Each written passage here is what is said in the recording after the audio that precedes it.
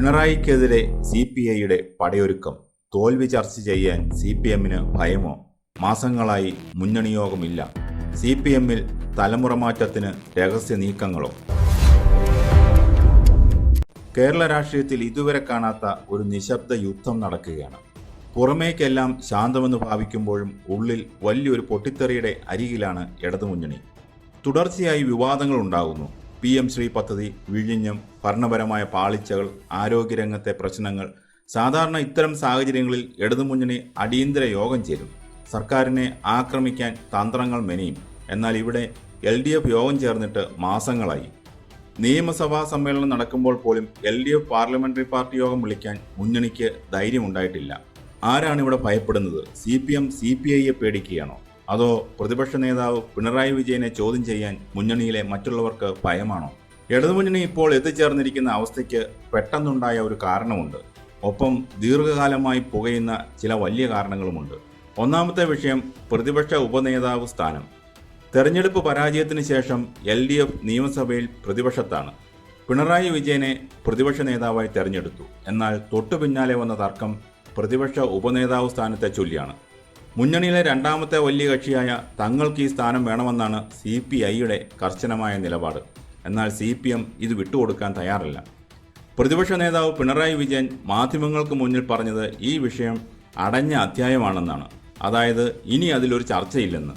എന്നാൽ റവന്യൂ മന്ത്രി കൂടിയായിരുന്ന CPI നേതാവ് K രാജൻ ഇതിനോട് പ്രതികരിച്ചത് വളരെ ശക്തമായാണ്. ഒരു വിട്ടുവീഴ്ചയ്ക്കും CPI ഇല്ല എന്നാണ് രാജൻ തുറന്നടിച്ചത്. ഈ ഒരു ഒറ്റ പ്രശ്നത്തിൽ തട്ടി മുന്നണി യോഗങ്ങൾ പൂർണ്ണമായി നിലച്ചിരിക്കുകയാണ്.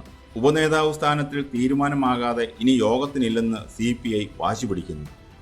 രണ്ടാമത്തെ വിഷയം CPMലെ തലമുറ മാറ്റമാണ്.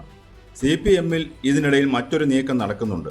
KM ബാലഗോപാലിനെ പ്രതിപക്ഷ ഉപനേതാവ് സ്ഥാനത്തേക്കും P രാജീവിനെ LDF കൺവീനർ സ്ഥാനത്തേക്കും കൊണ്ടുവരാൻ CPM ആലോചിക്കുന്നു. ഒരു തലമുറ മാറ്റമാണ് അവരുടെ ലക്ഷ്യം. എന്നാൽ CPMന്റെ ഈ ആഭ്യന്തര മാറ്റങ്ങൾക്ക് വേണ്ടി തങ്ങളുടെ അർഹമായ പദവി വിട്ടുകൊടുക്കില്ലെന്നാണ് CPI പറയുന്നത്. മൂന്നാമത്തെ വിഷയം പരാജയത്തെക്കുറിച്ച് ചർച്ച ചെയ്യാനുള്ള ഭയമാണ്.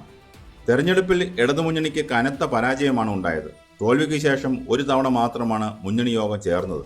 തോൽവിയുടെ കാരണങ്ങളെക്കുറിച്ച് പഠിക്കാൻ ഓരോ പാർട്ടികളെയും ചുമതലപ്പെടുത്തി അന്ന് യോഗം പിരിഞ്ഞു. എന്നാൽ ആരും കൃത്യമായ പഠനം നടത്തിയില്ല. അല്ലെങ്കിൽ അത് പുറത്തു പറയാൻ ഭയക്കുന്നു. തോൽവിയുടെ യഥാർത്ഥ കാരണം ചർച്ച ചെയ്താൽ അത് പിണറായി വിജയന്റെ ശൈലിക്കും സർക്കാരിന്റെ വീഴ്ചകൾക്കും എതിരെയാകുമെന്ന് CPMനറിയാം. അതുകൊണ്ട് തന്നെ യോഗം വിളിച്ചു ചേർക്കാൻ CPMന് താല്പര്യമില്ല.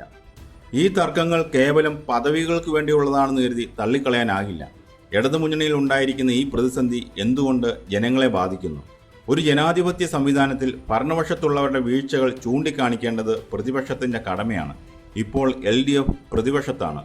എന്നാൽ സർക്കാരിൻ്റെ വലിയ വീഴ്ചകൾ ഉണ്ടായിട്ടും അതിനെതിരെ ശക്തമായി പ്രതികരിക്കാൻ LDFന് സാധിക്കുന്നില്ല. മുന്നണിയിൽ ഐക്യമില്ലാത്തതാണ് ഇതിന് കാരണം. PM ശ്രീ സ്കൂൾ പദ്ധതിയുമായി ബന്ധപ്പെട്ട് വലിയ വിവാദമാണ് ഉണ്ടായത്. വിഴിഞ്ഞം പദ്ധതിയിലെ ജനങ്ങളുടെ ആശങ്കകൾ ഇപ്പോഴും നിലനിൽക്കുന്നു. ഒരു പ്രതിപക്ഷ മുന്നണി എന്ന നിലയിൽ ജനങ്ങൾക്ക് വേണ്ടി ശബ്ദിക്കാൻ LDFന് കഴിയുന്നില്ല. കാരണം മുന്നണിക്ക് ഒന്നിച്ചിരുന്ന് ഒരു തീരുമാനമെടുക്കാൻ പോലും സാധിക്കുന്നില്ല. ഇടതുമുന്നണിക്കുള്ളിൽ ഇപ്പോൾ പുകയുന്ന മറ്റൊരു പ്രധാന പ്രശ്നം പിണറായി വിജയന് പ്രതിപക്ഷ നേതാവ് പദവി നൽകിയതിലുള്ള എതിർപ്പാണ്. തെരഞ്ഞെടുപ്പ് പരാജയത്തിന്റെ പ്രധാന ഉത്തരവാദിത്വം പിണറായി വിജയന്റെയും സർക്കാരിന്റെയും ശൈലിക്കാണെന്ന് മുന്നണിയിലെ പല ഘടകകക്ഷികളും വിശ്വസിക്കുന്നു. എന്നാൽ അത് പരസ്യമായി പറയാൻ പലർക്കും ഭയമാണ്.